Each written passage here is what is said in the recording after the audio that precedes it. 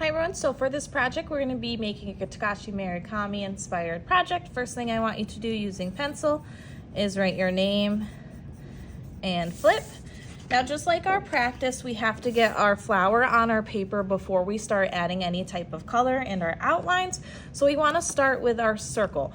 Around your tables I will have some lids and cups for you to trace your circle. So what I like to do is line up my circle in the middle of my page, hold it with my helper hand, and using my pencil, I like to just run along the circle to create that trace.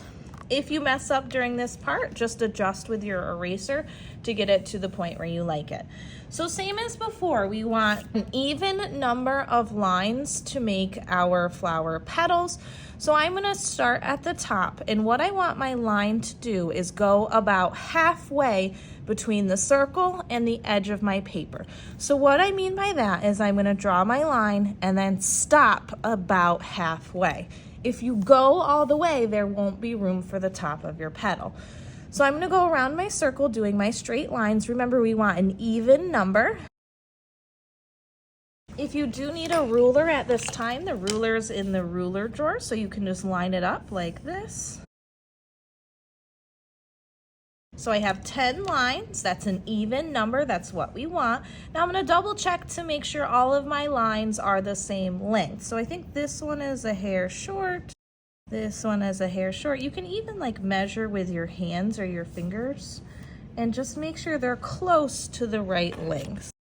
So I have my even numbers. Next, same as your practice, you're gonna connect the top of your lines with a curved line. What I would recommend is turning your paper as you go, so your wrist can do the same motion every time.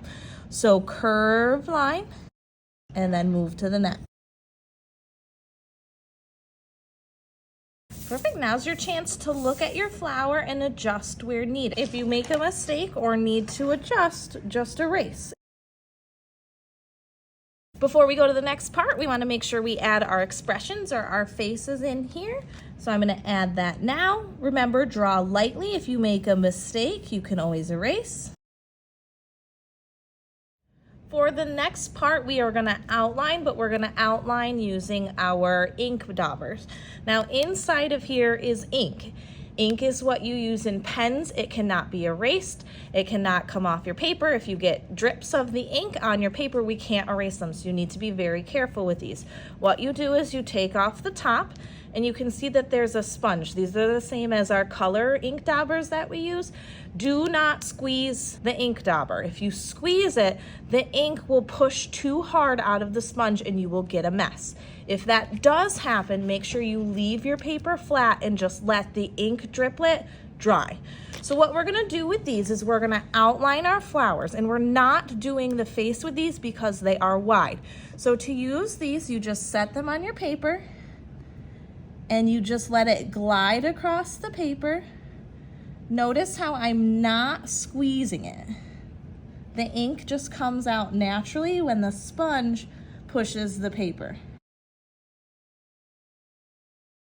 If for some reason your ink comes out light, like it came out light over here, all you have to do is just do another layer on top of it and go over it one more time. So I'm gonna just here and here. That's all we are outlining with the ink daubers.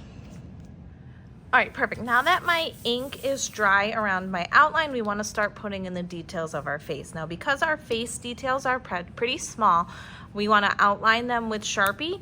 And then if you want to use colored Sharpies to color in the face, you can. So I'll let this part fast forward.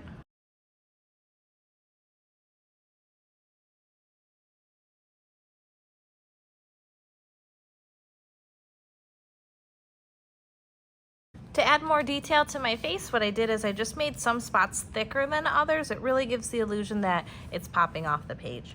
Next, what we're gonna do is we're gonna add color to our petals, and to add color, we are gonna be using our paint sticks. So these paint sticks, if you open them up, they work exactly like a glue stick. So to turn the paint up, you give it one twist. What I don't want is you twisting so much that all of the paint gets pushed off on the end. The other thing too is if you don't put your cap back on on these paint sticks, they will dry out and we won't be able to use them. So how you want to add color and where you want to add color is completely up to you. You can do a pattern around, you can do rainbow around, you can do random colors around. So I'm going to let this part fast forward and I'm just going to add my color into my petals.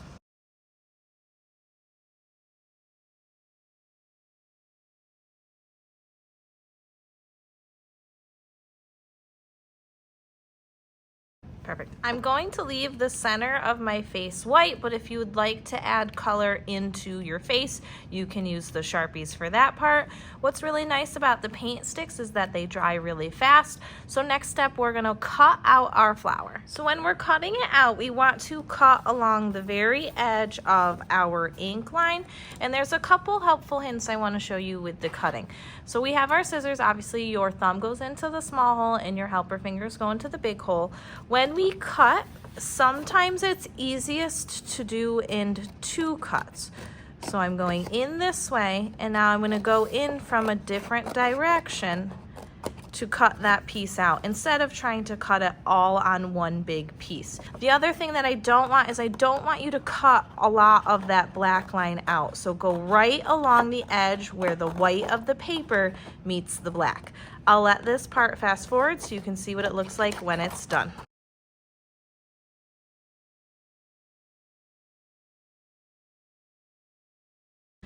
Perfect, and my Takashi Murakami art flower is complete.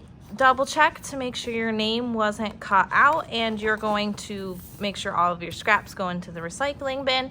Just like the same style of Takashi Murakami, we are gonna assemble these and hang them together so that there's overlapping and it looks like one big giant piece.